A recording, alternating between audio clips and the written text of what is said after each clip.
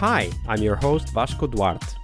Welcome to the Scrum Master Toolbox podcast, where we share tips and tricks from Scrum Masters around the world. Every day, we bring you inspiring answers to important questions that all Scrum Masters face day after day. Hello, everybody. Welcome to our Team Tuesday this week with Ryan Brook. Hi, Ryan. Welcome back. Hi, Vasco. It's good to be here again. Absolutely. So, Ryan, on Team Tuesday, of course, we talk about teams, but before we dive into that, we do want to know what was perhaps the book that most inspired you as a Scrum Master? So I guess the book I would go to is a book called The Hitchhiker's Guide to Agile Coaching by Agile 42. And it wasn't so much the content, even though the content was fantastic, it was the way in which I got the book. So I was given it as a gift by a coach, a mentor at the time. I was a very junior Scrum Master. And he knew I wanted to improve. And he made this investment with his own money and said, hey, read this. It's great. And yes, the content was fantastic. It made me think about active listening and the way in which we do that. Everyone thinks they're a great listener, but actually taking the steps of taking time to comprehend, retain, and respond. Going through those phases when we listen was really powerful. It was a really good takeaway from that book. And I would recommend anyone to take a read of it because there's just some really great questions that are powerful that you can take immediately into your practice. So yeah, it's an awesome, inspiring book. Absolutely. You know, it just so happens that this book had never been referred to in the podcast, but just last week, somebody referred to this book. So It's quite amazing. Maybe the book is now starting to seep into the community. That's awesome. Do you remember a particular lesson, a particular insight from the book that you would like people to know about and perhaps get them curious to read the whole book? So yeah, I guess one part of the book that really rang true for me was, I just mentioned comprehend, retain, and respond as active listening. But when we talk about the Cynefin framework, okay, the domains of product development, we have, complicated, complex, and chaotic. And in Scrum, we talk very much about a complex domain. And we talk about probe, sense, and respond in Cynefin for complex domains. And those kind of two things, active listening and a complex domain, just seem to really marry up for me. So it made me start thinking that coaching is very complex in its nature, and no one approach works for one person. It's very human. And I like that takeaway for coaching. And no single approach works. That's a very important aspect. Of course, as you said, it is about, active listening and the understanding that we are dealing with a complex environment or a complex system, which is a social system. But I think that one single phrase, like no single coaching approach works, is a very important tool for us to have in our toolbox as Scrum Masters. Because very often we're tempted, and that's natural, to apply what has worked in the past. But if we don't keep listening, we won't know when it's not working anymore. That's right. You've always got to try and probe and get that response back and try and find out whether you're on the right track, right? We're empirical with our coaching as well, because like I said, it's very human. And I think sometimes some coaches I've seen in the past don't get that. They do it much more as teaching. I'm going to teach you the right way, rather than work with you, right? A coach is only as good as the coachee wants to be.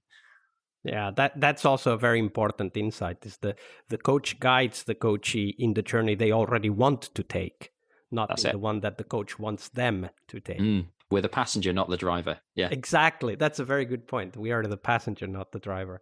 All right, so now we turn our attention to all of those drivers out there that are the teams, right? And they are in their own journey, but sometimes their journey is not necessarily a good one, and it doesn't end up in a good place. And on Tuesdays, we like to explore those behaviors or patterns that slowly emerge in a team, but ultimately lead to problems. So, Ryan, tell us a story of a team you work with. Give us a little bit about, of the context of that team, but then walk us through the step-by-step development of that pattern or behavior that ultimately led to problems. So I was working with a team who worked on approximately 6 or 7 products, and they were snowed under as a team. There was about 10 of them. And they had some dysfunctions in the team. They had a technical lead, a solutions architect, etc. And the situation they managed to get themselves into, because they were so snowed under, was this idea of, I don't know if you've read, Vasco, The Animals of Product Management. Have you seen that? It's a really fun kind of agile thing online. I recommend anyone to search, but it relates people in agile teams to animals. And the problem we had was we had a hippo and a zebra. We had a hippo, which is the highest paid person's opinion in the team, and we had a zebra, a person that had zero evidence but was really arrogant. So we had these two characters in the team, and what that caused the problem for was the developers. There was very little confidence to move forward. So to give you an example, in the daily scrum, they were talking at this person, they were asking for validation, and this spiral kept going on and on and on. To give you an even more specific example, one of these people took 2 weeks of leave, and the team, the developers, wouldn't release any functionality to a production environment for fear of annoying this person when they came back. So this was self-destruction. They delivered value on their own, but they just were so scared of releasing it to operations because of this person. So the problem I've seen with this team was that it was very self-destructive because they became subjected and they dug themselves a hole which was really hard for them to get out of. Yeah, for me, it's very interesting to explore this system. Now, you introduced 3 roles here, right? The Hippo, so the person whose word was God's word and you could go against. The zebra, whose word might not be so important, but they probably were so, as you said, arrogant and angry and maybe shouting even. The team was afraid to go against their word. And then you had this team, which, as far as you described, had little confidence, was afraid of irritating these other 2 characters. And it seems to me, because of that, the team really didn't own their own work. Is that how you saw it?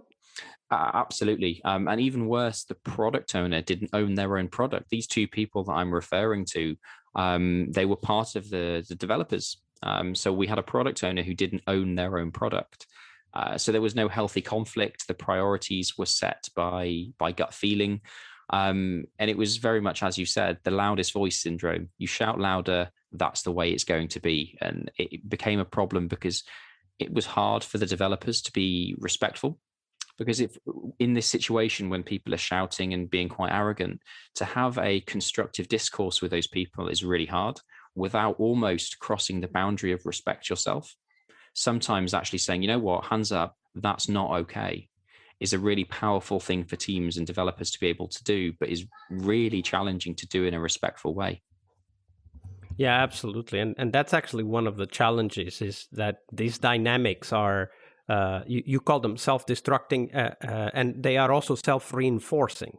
Because the moment these characters show up in the team's context, then they create their own dynamics. Like it's impossible to avoid those dynamics. Of course, we can react to those. We can help dampen some of these behaviors and reactions to those behaviors. But the dynamics come with the characters, right? And for me, perhaps one of the key things for Scrum Masters to be aware of is to be aware of the dynamics that emerge the moment somebody comes into the room. So like if a certain person comes into the room, stand back and watch what is happening. Are people trying to avoid eye contact, for example, or do they get up and, high five or whatever, like totally different behaviors? How is the team reacting to these other characters during planning or during retrospective, as an example?